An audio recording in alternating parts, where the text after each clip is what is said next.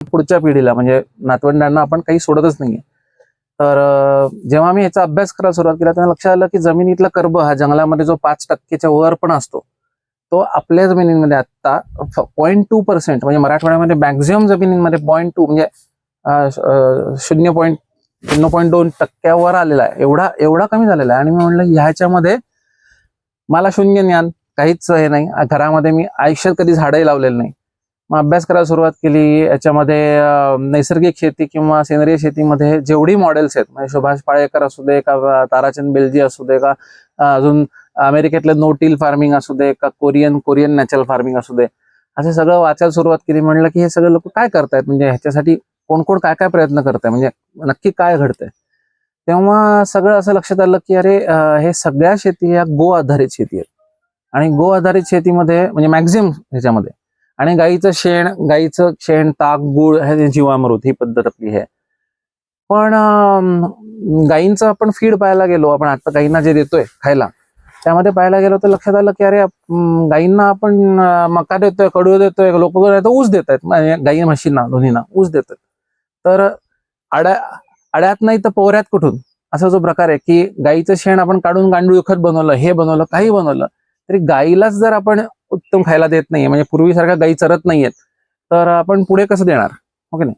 म्हणून मग आमच्या मेथडमध्ये म्हणजे आम्हाला जेव्हा शेती करायची वेळ आली तेव्हा आम्हाला हे लक्षात घ्यायचं होतं की शेतीच्या सगळ्या गोष्टी म्हणजे आता बाजारामध्ये NPK आहे किंवा म्हणजे सुपर फॉस्फेट आहेत, अजून गोष्टी आहेत, DAP आहे. तर या सगळ्यामध्ये जे घटक आहेत ते आपल्याला सेंद्रिय पद्धतीने कसं देता येतील. आता सेंद्रिय पद्धतीने का द्यायचे आहेत, तर आता सेंद्रिय शेती करायची वेळ आता निघून गेली म्हणजे आपण अशा स्टेजला आलोय, अशा ठिकाणी आलोय की आपल्याला रिजनरेटिव्ह फार्मिंग करायला पाहिजे. रिजनरेटिव्ह फार्मिंग म्हणजे काय, 1 इंच माती बनायला, सुपीक माती बनायला, 1 इंच माती सुपीक माती बनायला साधारण 500 वर्ष जातात. 500 वर्ष. आता हा जो काळ पाहिला आपण की 500 वर्ष अजून आपल्याकडे हातातच नाही राहता, तर आपल्याला आपण जी घालवलेली आहे माती ती परत बनवायला आता काय फास्ट करता येईल. तर त्याच्यामध्ये शोध करता करता मला विनानांगणी शेती वगैरे सापडलंच होतं, पण त्याच्यामध्ये जे वापरलं जातं तणनाशक आणि फवारण्या त्या न करता आपल्याला शेती कशी करता येईल हा केला. पण हे सगळं सांगताना मला असं लक्षात आलं, आम्ही जेवढं फिरलो त्यात असं लक्षात आलं की शेतकऱ्याचं जो शेतीवर अवलंबून आहे त्याचा समजा आता बाजरीचं हे घेतलं तर शेतकऱ्याचं मासिक उत्पन्न काढलं तर 3,000 रुपये येते फक्त. आत्ताच आमचा विषय झाला कापसाचं उत्पन्न हे 2,000 रुपये येते, म्हणजे सगळा खर्च सोडल्यावर. ओके, तसंच 3 ते 5,500 6,000 रुपयापर्यंत शेतकऱ्याला महिन्याला पैसे मिळतात. जर आपण 7 महिन्याचा कापूस पाहिला, सगळा खर्च करायला भागिले 7 केलं तर आपल्याला 2,000 रुपये महिना मिळतो. म्हणजे एवढी कमी वाईट परिस्थिती आली. तर मी शेतकऱ्यांना सांगितलं की तुम्ही हे केमिकल बंद करा, हे करा, ते करा. ज्यांचं घर त्या केमिकलवर अवलंबून आहे म्हणजे त्या शेतावर अवलंबून आहे आणि त्यात पण त्यांना एवढंच इथं उत्पन्न मिळत आहे, तर हे शेतकऱ्यांनी का अडॉप्ट करावं. मग त्यांनी काय मक्ता घेतलाय थोडीच आहे की सगळ्यांचं त्यांनी हे करावं किंवा जमीन वाचवावं किंवा लोकांना विषमुक्त खायला घालावं. ओके, तर या सगळ्यामध्ये मला असं लक्षात आलं की काही गोष्टी काय काय चुकतायत म्हणजे अशा शेतकऱ्यांच्या. तर एक टोमॅटोची रांग आम्ही पाहायचो तेव्हा आम्ही सगळं पाहायचो पूर्ण शेत किलोमीटरभर टोमॅटो लावलेले आहेत किंवा ऊस आहे तर ऊसच लावलेला आहे. म्हणजे एकच गोष्ट शेतकरी करतोय त्या गोष्टीचा, आता ऊसाचा तर बाजारभाव तो साखर कारखान्यावर वगैरे आहे त्यामुळे तो वेगळी गोष्ट आहे, पण अति टोमॅटोचं प्रोडक्शन झालं की टोमॅटोचा भाव पडतो. आता मी शहरी माणूस, मी कायम आयुष्यभर गुंतवणूक केली, तर गुंतवणूक करताना आपण शेअर मार्केटमध्ये पैसे लावतो. तर शेअर मार्केटमध्ये पैसे लावतो तेव्हा आपण 10 लाख रुपये समजा आपल्याकडे असेल समजा, तर आपण एकाच शेअरच्या मध्ये थोडीच पैसे लावतो. 10 लाख रुपये आपण एक शेअर थोडी घेतो. शहरी माणूस काय करतो की 1-1 लाखाचे 10 शेअर घेईल किंवा 50-50 हजाराचे 20 शेअर घेईल. म्हणजे कसं की एक शेअर पडला तरी दुसरा शेअर आपल्याला तगवून देतो. तर असं शेअर मार्केट शेतीत का येऊ नये, म्हणजे एकच पीक न करता भरपूर पिकं करून त्याच्यातून उत्पन्न घेता येतं का, असा प्रयत्न आमचा सुरू झाला. आणि आम्ही पहिल्याच वर्षी आम्ही असं म्हणलं की आपण जेवढं काही आपण खातो ते सगळी पिकं उगवून बघूया. तर मी पहिल्या वर्षी आम्ही 49 पिकं लावली. 49 पिकामध्ये 36 भाज्या आणि नंतर मूग, उडीद, बाजरी म्हणजे सीझन प्रमाणे सगळं जवळजवळ सगळं पीक घेतलं. चणा पण घेतला, लसूण पण घेतलं, सगळं घेतलं जवळजवळ. म्हणजे अरबीमध्ये चणा लसूण वगैरे घेतलं, खरीपात वेगळं घेतलं. असं करता करता आणि ह्याच्यामध्ये आम्हाला खूप कमी प्रमाणात फेल्युअर आलं आणि खूप बऱ्यापैकी उत्पन्न आलं. आणि पहिल्या वर्षी आम्ही 12.5 लाख रुपयाची भाजी विकली. किती क्षेत्रातलं? ती 35 गुंठ्यातून 12.5 लाख रुपयाची भाजी. आणि इतर क्षेत्रामध्ये मी झाडं लावली होती आणि इतर धान्य वगैरे पण होतं इतर क्षेत्रामध्ये. आणि 4 एकर जमीन आहे. आणि हे कशी विकली तर जेव्हा आम्हाला लक्षात आलं की आम्ही पहिल्यांदा करडी लावली, तर करडी लावली 100 जुड्या निघाल्या, एकत्र लावली 100 जुड्या. आता विकायच्या कुठे, मार्केट कसं आहे माहिती नाही, आपण अडाणी शेतकरी शेतीचं ज्ञान नाही, काहीच नाही, कुठे जायचं माहित नाही. तर त्यामुळे आम्ही त्या बाबतीत अडाणी, म्हणजे शेतीच्या ह्याच्यात मोंढ्यात जायचं नाही. तर आम्ही कॉलनीमध्ये इकडे तिकडे आजूबाजूच्यांना विचारलं. मग आम्ही मंदिराच्या बाहेर मी आणि बायको क्रेट घेऊन बसलो होतो की फक्त करडीच होती आणि करडीच विकत होतो, म्हणजे भाजी म्हणून. मग लक्षात आलं की अरे असं करून चालणार नाही. मग आम्ही अशा मेथड्स बनवायला सुरुवात केली की 15 स्क्वेअर फीट मधून साधारण 5 जुड्या मेथी काढता येते 15 स्क्वेअर फीट मधून. तर आम्ही रोजच्या 30 जुड्या 25-30 जुड्या मेथी एवढं रोज लागवड करायला सुरुवात केली अशाला. आणि रोज लागवड म्हणजे काय की तेवढा टप्पा टाकायचा, नंतर पुढचा करायचा, नंतर पुढचा करायचा, असं करत टप्प्याटप्प्याने 21 दिवसाची सायकल लावली. 21व्या दिवशी पहिली मेथी काढायला येते, ती काढली की तिथे नवीन टाकायची, परत असं करत 21 दिवसाची सायकल लावली. असं करत आम्ही सगळ्या भाज्यांची सायकल लावून 36 प्रकारच्या भाज्या, एकाच बेडवर 6 भाज्या असं करून उत्पन्न करायला सुरुवात केली. हे करताना आम्हाला महत्वाचं होतं की बाजारामध्ये जे NPK मिळतं त्या NPKला तोडीस तोड अशी खतं आपण कशी बनवू शकतो. आणि ह्याच्यामध्ये आम्हाला गो आधारित जायचं नव्हतं. का? कारण गाय पाळणं हा एक वेगळा उद्योग आहे. म्हणजे त्याच्यासाठी तुम्हाला चारा लावायला लागतो, तुम्हाला त्याचं काळजी घ्यायला लागते, ते शेण जमवायला लागतं, परत शेण कुजवायला लागतं किंवा गांडूळ खत करायला लागतं आणि मग ते परत टाकायला लागतं. आणि गाईला खायला घालायला आपली जमीन अडकते. बकऱ्या बाहेर चरायला नेता येतात. आणि या ऑब्झर्वेशन मला हे लक्षात आलं की बकऱ्या एकच झाड खात बसत नाहीत, एकच पाला. त्या प्रत्येक थोड्या पाल्याच्या कोवळी टोकच खातात आणि खूप प्रकारचे वनस्पती खातात. मग आम्ही लेंडी खत म्हणून हे केलं. पण आता लेंडी खत कुजत नाही हे पण अक्कल नव्हती. म्हणजे हे माहिती नव्हतं, काहीच माहित नव्हतं ना, हे सगळा अभ्यास होता. तर लेंडी खत टाकलं, या पूर्ण सीझन उलटून गेला, तर लेंड्या तशाच होत्या तिथे. मग सुरुवात केली की अरे आपल्याला आता असा मार्ग काढायचा आहे ज्यांनी, प्लस लेंडी खत टाकायला आमच्या शेतामध्ये मजूर नाही आहेत. मी स्वतःच इलेक्ट्रिक ट्रॅक्टर चालवतो, मी स्वतःच कापणी करतो, मी आणि माझी बायको म्हणून आम्ही हे तोडतो. आमच्याकडे एक जोडी आहे कामाला, पण त्याच्यामध्ये माझ्याकडे 5 गायी आहेत, 350 कोंबड्या आहेत, 25 बकऱ्या आहेत, भाजी आहे, 30 प्रकारची फळझाडं आहेत. त्यामुळे आम्हाला ते वेळच उरत नाही की त्यामुळे आम्ही स्वतः काम करतो. तर शेणखत नेऊन टाका, लेंडी खत नेऊन टाका, हे हमाली मलाच करायची होती, राईट. त्यामुळे आम्ही पर्याय शोधायला सुरुवात केली आणि खूप काही ग्रंथ वाचण्यात आले. त्याच्यामध्ये पराशर ऋषी, तुम्ही ऐकलं असेल पराशर ऋषींनी. तर पराशर ऋषींनी आपल्या खूप पूर्वी एक संकल्पना मांडली होती, त्याला कोणापजल असं म्हणतात. कोणापजल म्हणजे घाण वासाचं पाणी, एवढं सोपं त्याचा मराठी ट्रान्सलेशन आहे. तर या कोणापजलची विधी त्यांनी केली होती की त्यावेळेला जे काही जंगली जनावर किंवा त्यावेळेला जे काही मांस खायचे लोक, म्हणजे किंवा मारून खायचे हरिण हे येते, त्यांचे अवयव, त्यांचे हाडं, नंतर मेलेले मासे, नंतर कुजलेलं धान्य किंवा वाया गेलेले ओलं पडलेलं धान्य, नंतर तेल, तेव्हा तिळाचं तेल खूप पूर्वीपासून भारतात काढतात, कमीत कमी 10,000 वर्षापासून काढतात तेल काढण्याची पद्धत. तर तिळाच्या तेलाचा जो हे आहे ते असं सगळं मिसळून ते कोणापजल करायचे. मग मी याच्यावर रिसर्च करायला सुरुवात केली की अरे आपल्याच पूर्वजांनी लिहिलंय आणि वृक्षायुर्वेद म्हणून एक पुस्तक आहे, सुरपाल ह्यांनी कलेक्ट केलंय, ते साधारण 1500 वर्षापूर्वी लिहिलेलं पुस्तक आहे. त्याच्यामध्ये ही विधी परत दिसली मला आणि म्हणलं की आपल्याला ह्याच्यात काहीतरी करायला लागेल. म्हणून आम्ही सुरुवात केली आणि मला लक्षात आलं की अरे कुठलाही प्राणीजन्य पदार्थ कुजला की सगळ्यात पहिले त्याचा अमोनियम, नंतर नायट्राईट आणि नायट्रेट अशा रूपांतर होतं. ओके. आणि कुठलाही प्रोटीन युक्त म्हणजे डाळी कुजल्या की हेच प्रकार होतो, सेम प्रकार. किंवा कुठलाही ओला पाला असेल, ओला म्हणजे असा हिरवं दिसणार, हे कुजायला सुरुवात झाली की सगळ्यात पहिले परत नायट्रोजन रिलीज होतं, नायट्रोजन. पण या सगळ्या चक्रामध्ये आम्हाला लक्षात आलं की थोडा अभ्यास केला की पंचमहाभूतात विलीन होणं हा असं का म्हणायचे आपले पूर्वज, किंवा पंचमहाभूतातून येतं आणि पंचमहाभूतातून विलीन होतं. तर जगातील प्रत्येक प्राणी पंचमहाभूतातूनच येतो. आता कसा येतो तर वाघ सुद्धा, म्हणजे वाघ समजा, तर पंचमहाभूतातून झाड वाढतं, त्यात बकरी त्याला खाते किंवा हरिण त्याला खातं आणि वाघ त्याला खातो आणि सगळं होतं, आणि प्रत्येक प्राणी मेला की परत पंचमहाभूतात जातो. पण पंचमहाभूतात जातो म्हणजे कसं, तेव्हा अभ्यासात लक्षात आलं की पाणी, हवा आणि माती हे 3 मुख्य घटक आहे. आता माती म्हणजे काय तर नुसते खनिजाचा चुरा हा धूळ होते, धूळ म्हणजे धूळ आहे ती.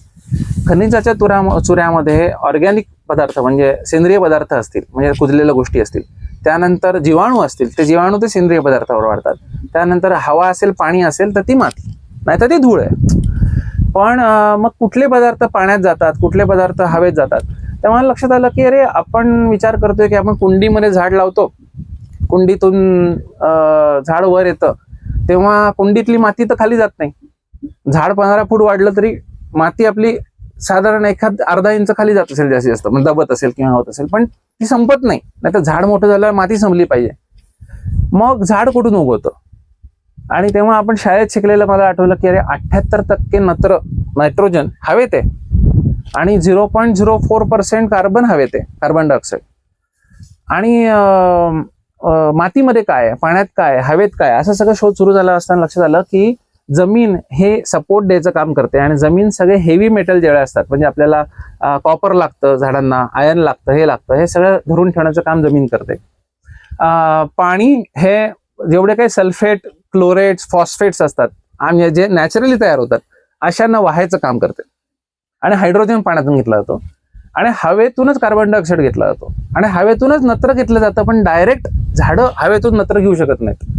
मग त्याच्यावर अजूनच संशोधन केल्यावर लक्षात आलं की अरे नायट्रोबॅक्टर, नायट्रोसेमनस किंवा रायझोबियम अशा प्रकारचे बॅक्टेरिया आहेत जे शोधून काढलेत आपण, आणि ते नत्र देतात.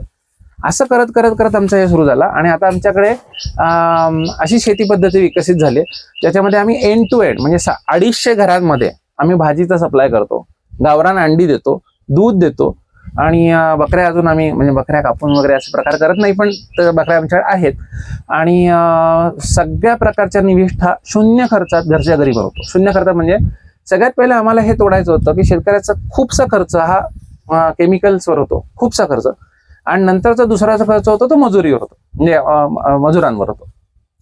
तर अशी कुठली यंत्र घेता येतील किंवा अशा कुठल्या गोष्टी घेता येतील ज्याने आपल्याला हा सगळा खर्च कमी करता येईल, ह्याच्यावर पण आमचं संशोधन सुरू झालं.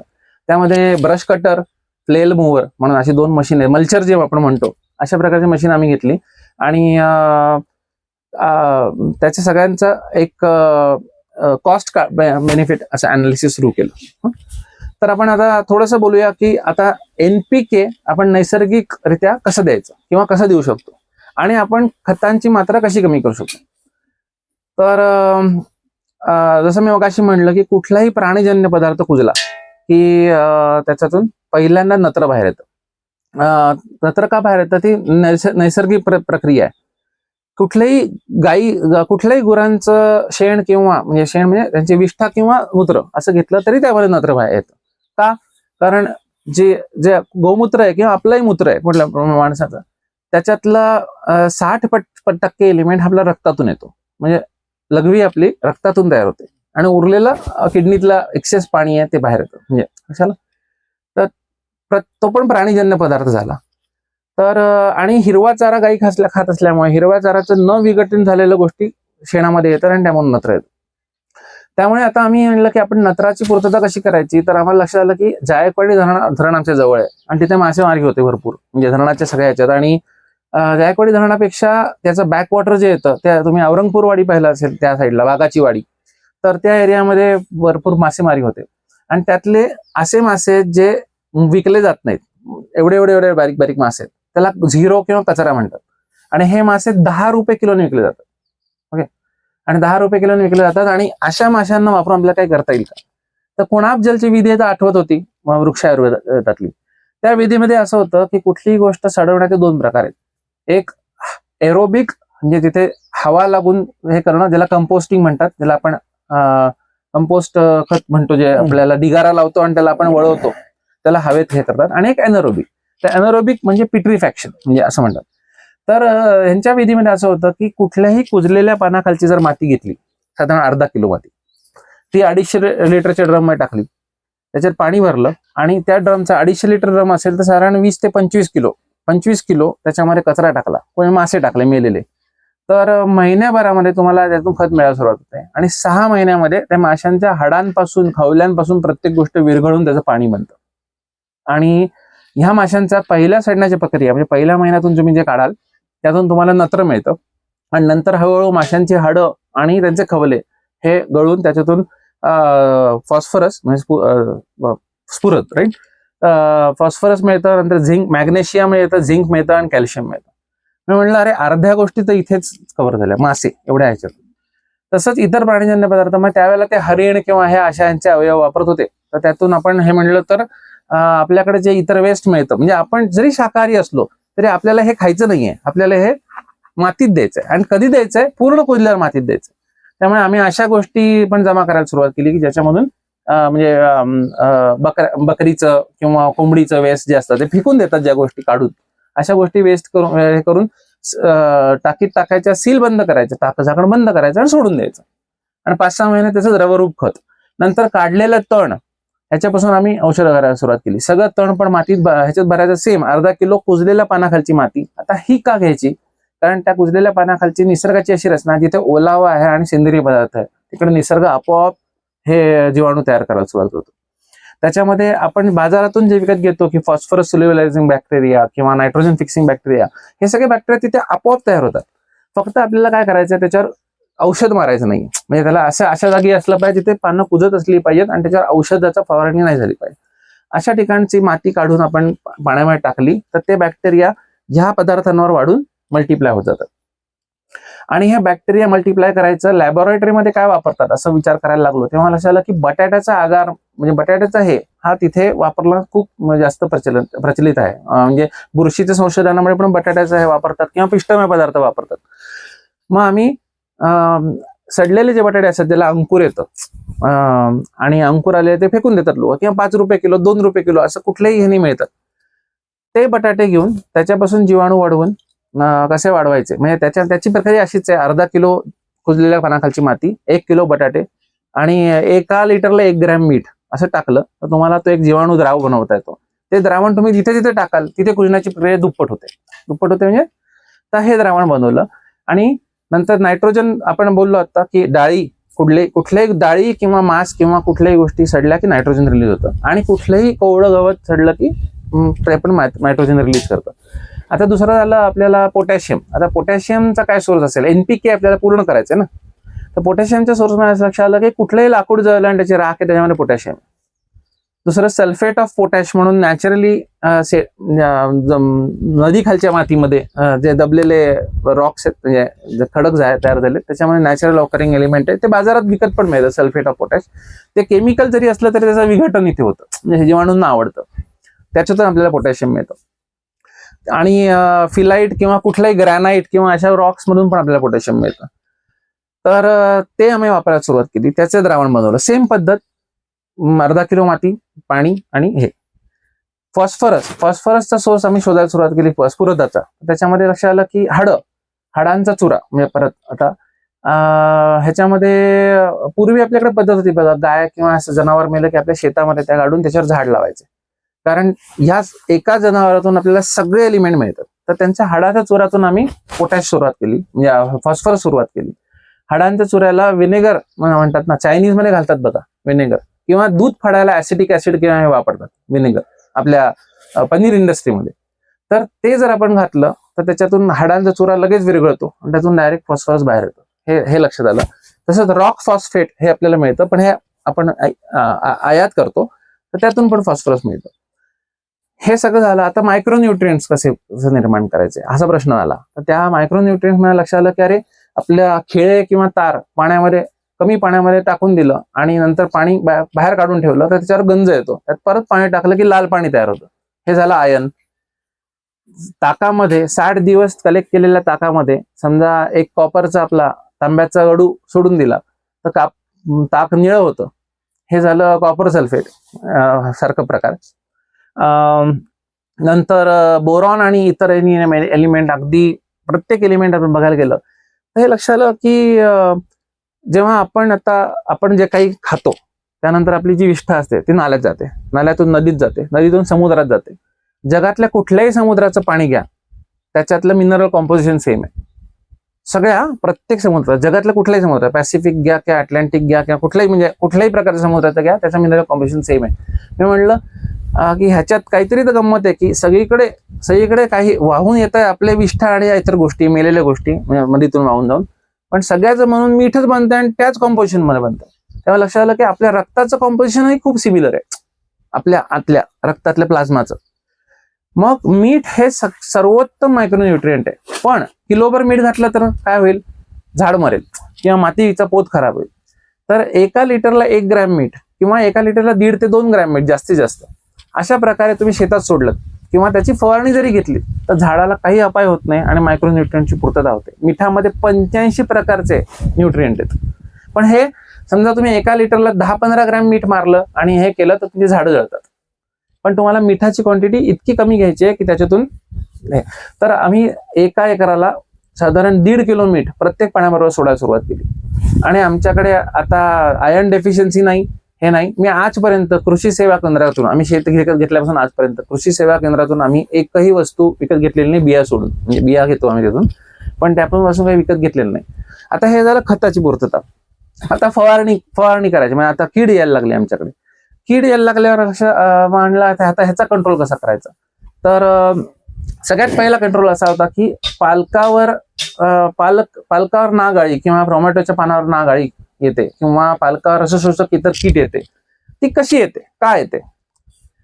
कारण पालकाला एक प्रकारचा वास आहे, एक केमिकल त्याच्यातून जे रिलीज होतं ते ह्या किडांना सेन्स करता येतं आणि त्यामुळे त्यांना हे पालक आहे समजतं, त्यामुळे ते पालकावर येतात, राईट? आता जर पालकावर जर आपण कुठल्याही इतर वनस्पतीचं पाणी मारलं, कुठल्याही, म्हणजे तुम्हाला हे कंट्रोल करता येतं.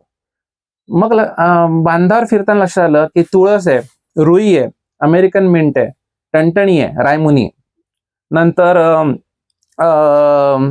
रुई धोत्रा आहे, नंतर हिंगण म्हणून एक फळ येतं बघा, हिंगणाची साल आहे, हिंगणाचं फळ आहे. या सगळ्याला विशिष्ट प्रकारचा वास आहे. मग या सगळ्याला बघा तुम्ही झेंडूबाम सारखा वास आहे, अमेरिकन मिंटला आहे, तुळशीला आहे, ह्याला आहे. तर याचं आपल्याला आता स्प्रे बनवायचं आहे. तर कसं करायचं? एक पद्धत होती, हे कुटायचं, पाण्यामध्ये सडवत ठेवायचं, पण आपल्याला एवढा वेळ नाही, म्हणजे हे प्रकार आहे. तर आम्ही या सगळ्याची पानं तोडून आणली, रंगाच्या बादल्या असतात रिकाम्या, त्याच्यामध्ये अर्ध भरलं, उरलेलं पाणी टाकलं, एक रॉड सोडून दिला आपला इलेक्ट्रिकचा आणि गेलो कामात शेताला. तर इलेक्ट्रिकचा रॉड आपला चाललाय, 3-4 तास ते उकळतंय. पूर्ण उकळल्यावर त्याला गाळून घेतलं, सीलबंद डब्यामध्ये बंद केलं. ओके, हे झालं. दुसरं, एक ताक जे मागे आपण कॉपरवालं केलं होतं तसंच नुसतं ताक सडवत ठेवलं. 60 दिवसानंतर आपणच झाकण उघडलं तर आपल्याला सहन होत नाही असा वास आला, म्हणजे अतिशय घाणेरडा उग्र दर्प येतो त्याला, ते घेतलं. तिसरा प्रकार असा घेतला की लिंबोणीचं हे केलं. त्याच्यामध्ये आम्ही 2 प्रकार केले. लिंबोणीला क्रश करून त्याचा अर्क काढला आणि दुसरं त्याला तेलामध्ये फ्राय केलं, चक्क आपल्या साध्या तेलामध्ये, तेव्हा लिंबोणीचं तेल तयार झालं. तसं आपण बाजारातूनही घेऊ शकतो, कारण ह्याचं काय म्हणतात त्याला, करंज आणि ह्याचं ऑइल, ह्याचं मिक्स मिळतं, तर ते 1000 ppm वगैरे ते आपण घेऊ शकतो. पण ह्या असं घरच्या घरी ते बनवता येतं. तर अशा कडू जहर जे आपल्याला खाता येत नाही अशा सगळ्या वनस्पती आम्ही गोळा करून त्याची औषध बनवायला सुरुवात केली. आणि आता हे पानाला चिकटावं, म्हणजे स्टिकर म्हणून, कारण आपण समजा हे औषध फवारणी केली तर ही फवारणी केल्यावर काय होतं की ते लगेच गळून पडतं खाली. तर आता हे पानावर राहावं 15-20 दिवस, ह्याचा परिणाम राहावा म्हणून काय करता येतं, तर ह्याच्यासाठी आपण हँड सोप असतो तर तो वापरू शकतो. पण आता आम्हाला करायचं होतं सेंद्रिय, केमिकल रहित. तर आम्ही करडीच्या तेलाचा साबण बनवला. तो कसा बनवायचा ह्याची विधी व्हिडिओ आहे, मी फॉरवर्ड करीन तुम्हाला. सगळे व्हिडिओ आम्ही ऑनलाईन फ्री बनवले, त्याच्यामध्ये सगळ्यांना बघता येतं. तर तो साबण बनवला आणि त्या साबणाचा वापर आम्ही फवारणीत करायला लागलो. तर साबण काय करतं, सरफेस टेन्शन, साबणाचं कसा पानावर एकदम चिकटून राहतं ते, त्याच्याबरोबर आमचं औषध तिथे चिकटून राहायला लागलं आणि हे आलं. याबरोबर प्रकाश सापळे, म्हणजे ह्याच्यावर प्रकाश सापळे स्टिकी ट्रॅप्स, आणि हे पण वापरायला सुरुवात केली. आणि आम्हाला लक्षात आलं की कीट आपल्याकडे कमी कमी व्हायला लागले. पण ह्याच्यामध्ये काय झालं की 3 प्रकारचे कीट आहेत. ओके, हर्बीवोरस, ओमनीवोरस आणि कार्निवोरस, आणि एक डेट्रिटिवोरस चौथा प्रकार. तर हर्बीवोरस म्हणजे काय, जे पाल्यावर जगतात. ओमनीवोरस म्हणजे काय, जे सुरुवातीला पाला खातात आणि त्यांना प्रथिनं कमी पडायला लागली की ते इतर किडे खातात. आणि कार्निवोरस म्हणजे काय, की जे किडे खातात. जसं आता मावा, शेतात मावा असेल तर ढालकिडा येतो, आणि जर ढालकिडा असेल तर मावा कमी होतो. ओके, पण शेतात अजिबातच मावा नाही सोडला, अजिबातच, म्हणजे फवारणी केल्या, हे केला, थ्रिप्स, ऍफिड्स दोन्ही कम्प्लिटली गेलेलं असेल तर ढालकिडे येत नाहीत आणि मावा वाढत जातो. तर काय मला असं लक्षात आलं की आपण रासायनिक फवारणीमध्ये असं गोष्ट करतो की त्याच्यामध्ये आपण जे शाकाहारी कीट आहेत ते पूर्ण मारतो. शाकाहारी कीट पूर्ण मारल्यामुळे मांसाहारी कीट येतच नाहीत किंवा त्यांना खायलाच मिळत नाही, त्यामध्ये टिकत नाहीत, वाढत नाहीत, आणि मग शाकाहारी कीटांचा दबाव वाढत जातो आणि एक अशी वेळ येते की फवारणीच करत राहायला लागते. तर आम्ही त्याला काय केलं, आम्ही याला गॅप दिली की शाकाहारी कीट थोडेसे वाढू द्यायचे आणि माव्यावर फक्त साबणाचं पाणी जरी मारलं तरी तो जातो, म्हणजे फक्त साबणाचं पाणी. ओके, जो काळा हे येतो ना आपल्याला असं चिकट, त्याला फक्त साबणाचं पाणी मारलं तरी ते जातं. तेवढंच घालवायचं आणि थोडं सोडायचं. त्यानंतर आमच्याकडे ढालकिडे यायला लागले. आमचा बांबू स्ट्रक्चर आहे, त्याच्यावर बसायला चिमण्या येतात. तसंच आम्ही तिथे थोडे एक एक बाजरी किंवा असे लावायचो, त्याच्यावर पण चिमण्या येतात. त्या चिमण्या आमच्या हे खायला लागल्या. आणि 3ऱ्या वर्षी आम्ही एकही फवारणी न करता भेंडीसारखं पीक घेऊ शकलो.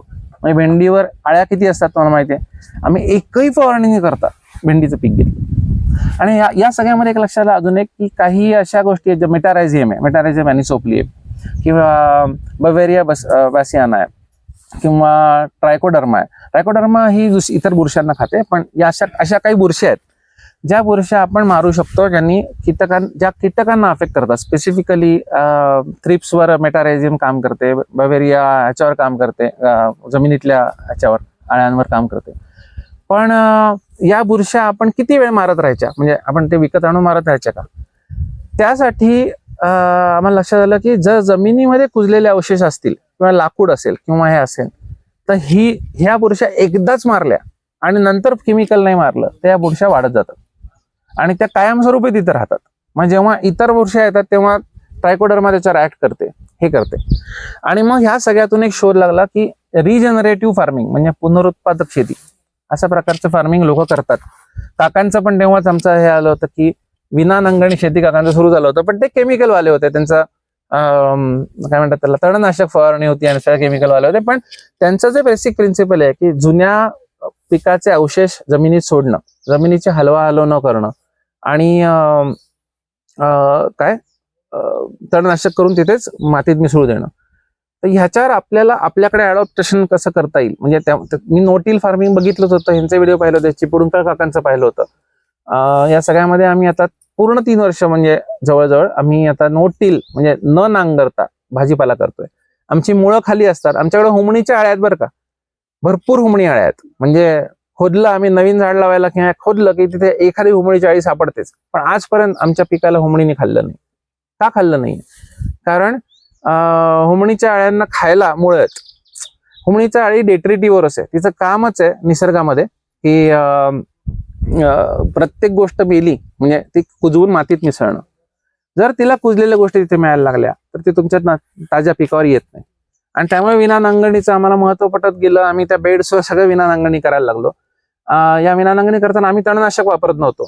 तर तणनाशक वापरत नसल्याने आम्ही आता म्हणलं की आपण समजा आता वांग आहे, त्याला कापलं तर परत फुटते, मग त्याला कसं बंद करायचं? तर ह्याच्यासाठी चायनीजचं विनेगर आहे ते पण मारू शकतो, त्याने ते जळतं. किंवा त्या फुटलेल्या याला आम्ही ब्रश कटर वापरायला सुरुवात केली. ब्रश कटर म्हणजे तुम्ही पाहिलं असेल ना, ब्रश कटर वापरत असाल.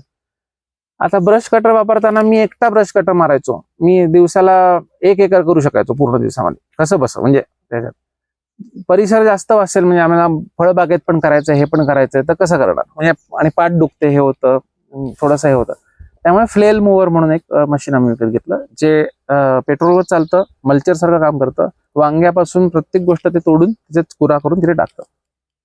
तर अशा सगळ्या प्रवासामध्ये आम्ही 100% सेंद्रिय हे करतोय. आणि त्याच्यामध्ये आता आम्ही शेतकऱ्यांना याच सगळ्या टेक्नॉलॉजीचा वापर कसा करायचा हे सांगायचा प्रयत्न करतोय. आणि ह्याच्यामध्ये मला पूर्णपणे कल्पना आहे की शेतकऱ्याचं पोट त्या शेतीवर अवलंबून आहे. त्यामुळे आपण करूच शकत नाही की आपल्याला सेंद्रिय करायचं 100% आणि आपल्याला रासायनिक बंद करायचंय, पण आपल्याला हळूहळू सेंद्रिय कसं कसं येता येईल हे बघायचंय. कारण काय की जर आपण अशीच जमीन वाया घालवत राहिलो, म्हणजे खरंच राहिलो, तर खरंच आपल्या नातवंडांना खायला मिळणार नाही ही स्थिती येणार आहे. कारण आत्ताच आपण पाहतोय आपलं प्रोडक्शन कमी कमी होत चाललंय आणि सेंद्रिय कर्ब आपण वाढवला नाही म्हणजे हे आपली स्वार्थ म्हणूया की आपल्या पुढच्या पिढीला खाता यावं, म्हणजे आपल्याला लोकांना विषमुक्त द्यायचं आहे हा वेगळा मुद्दा आहे, पण आपल्याच पुढच्या पिढीला खाता यावं म्हणून आपण हा प्रकार करायला सुरुवात केला पाहिजे. तर त्यामुळे आम्ही ही पद्धत पसरवायचा प्रयत्न करतोय. या व्यतिरिक्त आम्ही असं ब्रँडिंगही करतोय की जे लोक सेंद्रिय उत्पादनं घेतील त्या सेंद्रिय उत्पादनांच्या लोकांना आम्ही मार्केटिंग करायला मदत करतो. तर आता आत्ता 250 लोकांचा ग्रुप आहे, ज्याच्यामध्ये आम्ही त्याच्यात आता 10 शेतकरी आहेत. तर आम्ही 4-5 टन गहू त्या ग्रुपमध्ये विकू शकतोय सध्या. म्हणजे त्या ग्रुपमधून म्हणजे नुसतं त्या ग्रुपमध्ये नाही विकला जात, तिथून बाहेर जातो. तर तसंच 1.5-2 टन कलिंगड आम्ही त्या ग्रुपमध्ये विकू शकतोय. मोसंबी विकले जात आहेत, माझी भाजी तर चालूच आहे, अंडी चालू आहे. तसं आम्ही आवाहन करतोय की ज्या लोकांना ह्याला अडॉप्ट करता येईल त्यांनी अडॉप्ट केलं तर तुम्हाला 2 गोष्टी फायदा होतील. एक, तुमच्या पुढच्या पिढीसाठी तुम्ही उत्तम जमीन सोडताय आणि त्यानंतर तुम्हाला विषमुक्त खायला तर मिळतच आहे, पण त्याचा चांगला रेट मिळतोय. म्हणजे परवा असं झालंय, आम्ही एका नाशिक द्राक्षवाल्यांकडे गेलो होतो. त्यांनी विना नांगरणी कमीत कमी ह्याच्यामध्ये मातीचा पोत वाढवायला असं प्रयोग सुरू केले. त्यांची द्राक्ष 30 रुपयांनी ते देत होते लोकल मार्केटमध्ये. आम्ही त्यांना ऑलमोस्ट 100 रुपयाचा रेट मिळवून दिला. असं नाहीये की आम्ही टनांनी द्राक्ष विकली, पण आम्ही ऑलमोस्ट 100 रुपयाचा रेट इथे मिळवून दिला. कारण या ग्रुपमध्ये आजकाल शहरामध्ये अशा प्रकारचा भाजीपाला आणि अशा प्रकारचं धान्य खायचं हे वाढतंय आणि या लोकांना चांगला सप्लाय करणारे शेतकरी हवेत आणि शेतकऱ्यांना आपल्या जमिनीचा पोत वाढवायला ही पद्धत हवी आहे. त्यामुळे हे दोन्हीच संगम आम्ही करायचा प्रयत्न करतोय आणि म्हणजे आम्हाला आशा आहे की तुम्ही पण ह्याच्यात काही साथ देऊ शकाल. तुमचं काही स्पेसिफिक हे असतील तर आपण त्याच्यावर चर्चा करू शकतो. कारण माझा शेतीचा अनुभव खूप कमी आहे, माझा शेतीचा अनुभव हा गेल्या 3-4 वर्षातला आहे. पण ज्या भाज्या मार्केटमध्ये मिळत आहेत त्या सगळ्या भाज्या आज आम्ही उगवतो. आम्ही 36 भाज्या रेग्युलरली करतो आणि सगळ्या भाज्या उत्तम क्वालिटीच्या करतो. म्हणजे असं नाही आहे की त्या भाज्यांची गुणवत्ता कमी आहे किंवा असंही नाही आहे की फवारणीशिवाय भाज्या होत नाहीत. मी असं म्हणलं की 2 ते 3 वर्षानंतर आता आम्हाला असं जाणवायला लागलं की आम्हाला काही ह्याच्यामध्ये फवारणी शून्य करायला लागते. शून्य म्हणजे कारण आमच्याकडे तशी परिसंस्था तयार झालेली आहे, त्याच्यामध्ये सगळ्या प्रकारचे कीटक आहेत, कीटक खाणारे कीटक आहेत, त्यांना खाणारे पक्षी आहेत, असं सगळं प्रकार तयार झालाय. आणि पहिल्या वर्षी आम्हाला जेवढी मेहनत करायला लागली तेवढी मेहनत आता या वर्षी आम्हाला करायला लागत नाही, आत्ताच आम्हाला करायला लागत नाही. जमिनीमध्ये मुळं कुसतायत, जमीन आता काकांचा पण अनुभव आहे तसे 15 मिनिटामध्ये पाऊस पडल्यानंतर 15 मिनिटात आमचं शेत परत ड्राय होऊन जातं, म्हणजे पाणी निघून जातं, खाली निघून जातं, निचरा होतो. तर हा इफेक्ट आम्हाला जाणवायला लागलाय आणि हा इफेक्ट आम्हाला इतर शेतकऱ्यांपर्यंत पोहोचवायचा प्रयत्न करायचा आहे. त्यामुळे आम्ही हा सगळा घाट घालतोय. तुम्ही